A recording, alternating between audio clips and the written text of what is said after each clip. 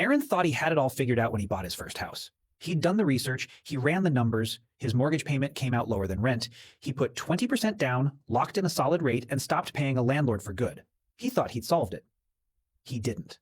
The house he's so proud of is quietly the worst performing asset he owns.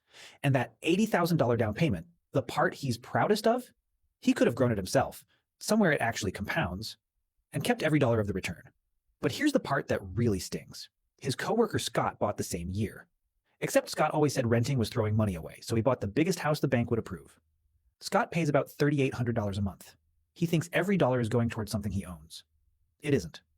Roughly $3,400 of it, interest, taxes, insurance, upkeep, is gone the moment he pays it, the same way rent is gone. He builds barely $400 in equity. He walked away from a $2,000 rent to set $3,400 on fire every month.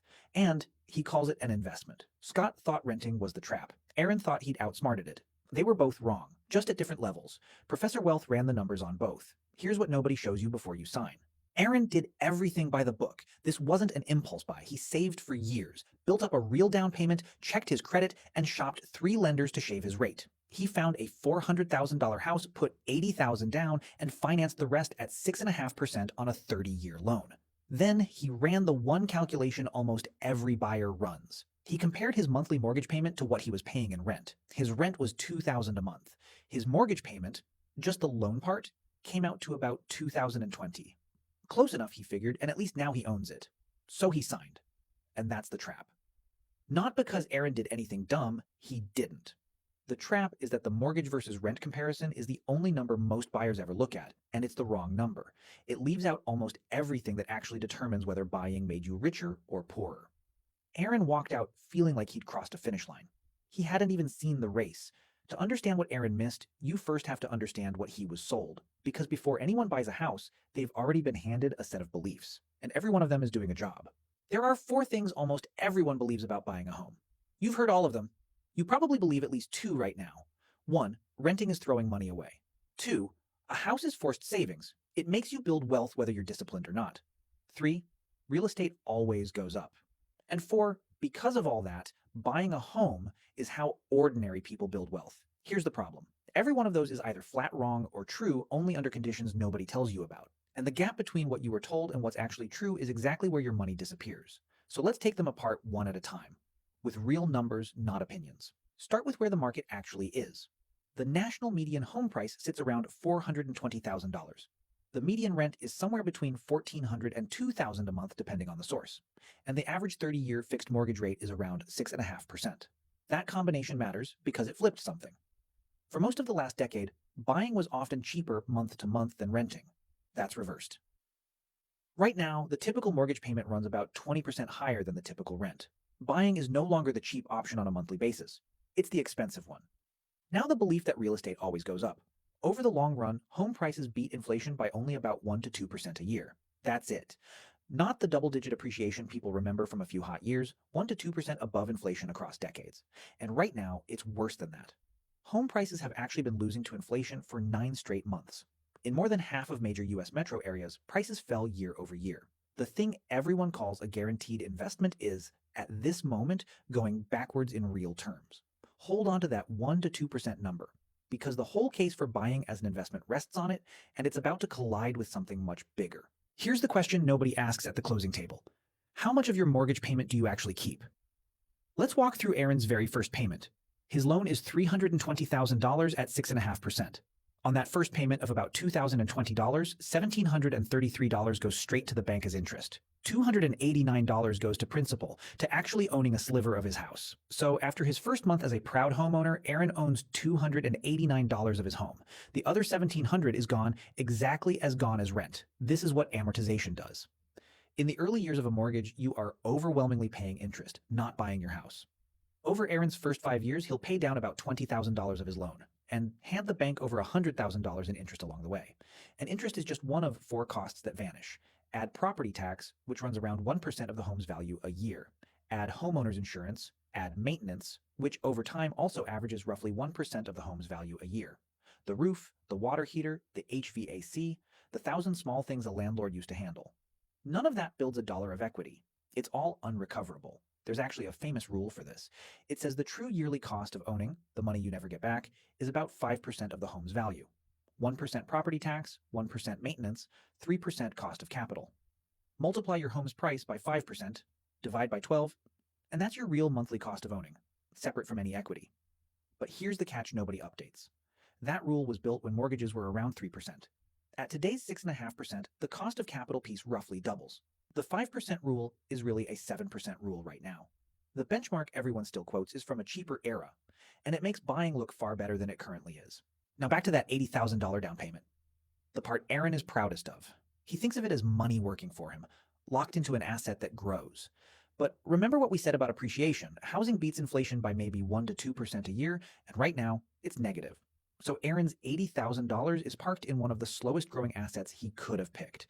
If that same $80,000 had gone into a basic index fund earning 7% a year, the long-run average of the US stock market after inflation, it would grow to about $112,000 in 5 years. Sitting in his house, it does almost nothing in real terms. That difference, about $32,000 of growth he gave up in 5 years, is the opportunity cost of his down payment. It never shows up on any statement. There's no line item for it. That's exactly why it's the most expensive mistake in the whole transaction. It's the one cost you literally cannot see. The thing Aaron is proudest of is quietly the worst performing dollar in his entire net worth.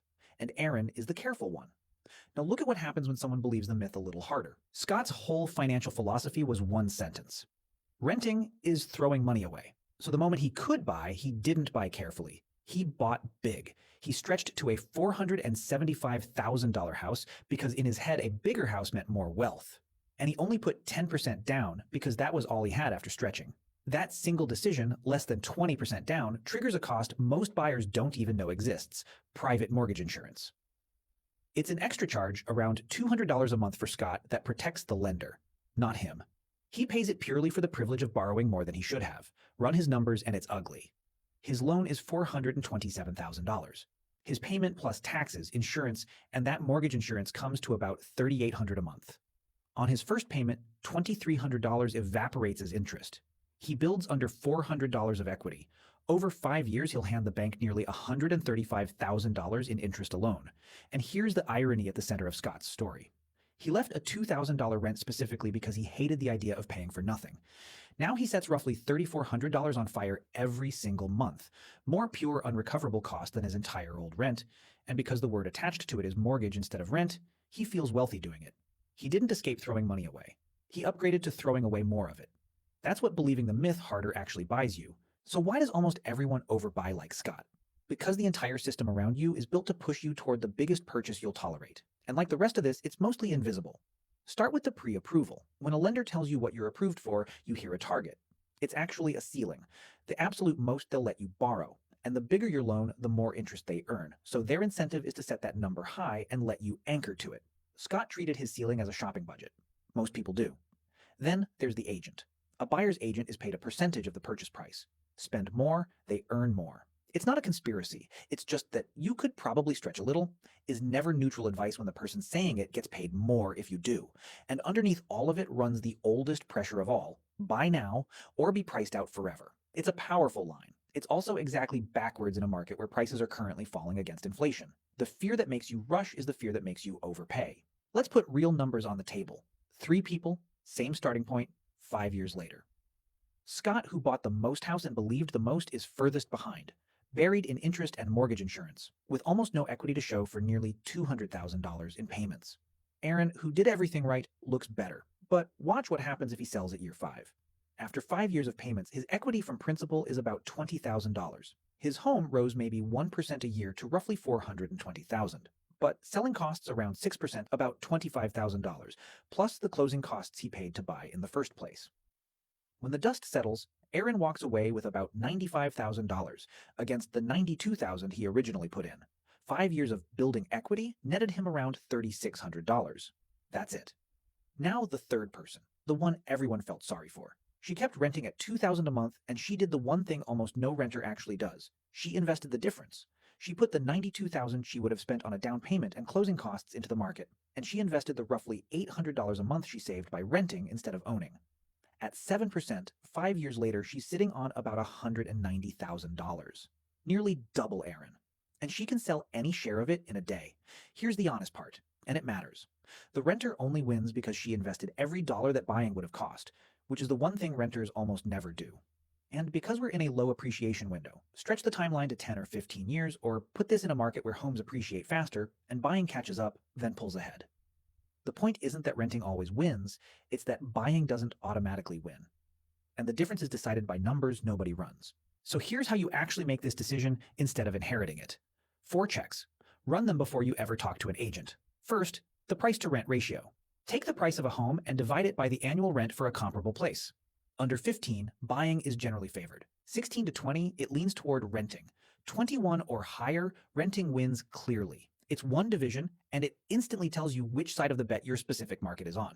Second, the adjusted 5% rule. Multiply the home's price by about 6% at today's rates, then divide by 12. That's your true monthly cost of owning before any equity. If you can rent a comparable place for less than that, renting is mathematically cheaper, and the gap is yours to invest. Third, the break-even horizon. Because of all those transaction costs, roughly 3% to buy and 6% to sell, buying usually doesn't beat renting until you've stayed somewhere between 4 and 6 years longer in expensive markets. So ask yourself honestly, am I staying that long?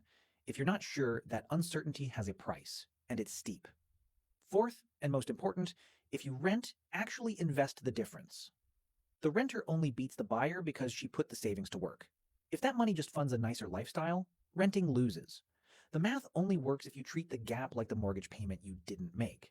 Now, you can run all 4 of these checks by hand, and honestly, you should. But doing it for your exact situation takes some math, so I built a calculator that does it for you. You plug in the home price, your down payment, your rate, the rent for a comparable place, and how long you plan to stay. And it shows you the one number that decides everything. The exact year buying finally beats renting. For you. It's in the Wealth Logic membership, along with the rest of our decision tools. Links in the description, and to be clear, sometimes the answer is buy. If you're staying a long time, your life is stable. You're in a market with a low price to rent ratio, and you genuinely want the home, then buy it and feel good about it. Just buy it knowing what it is. Because that's the real lesson here. Aaron measured equity when he should have measured total wealth. Scott measured pride when he should have measured math. Neither of them ever asked the only question that mattered. Is this house actually a wealth machine? Or is it a lifestyle purchase I'm telling myself is a wealth machine? A home can be a wonderful thing to own. Stability, control, a place that's yours. Those are real, and they're worth paying for, but they're a lifestyle, not an investment strategy.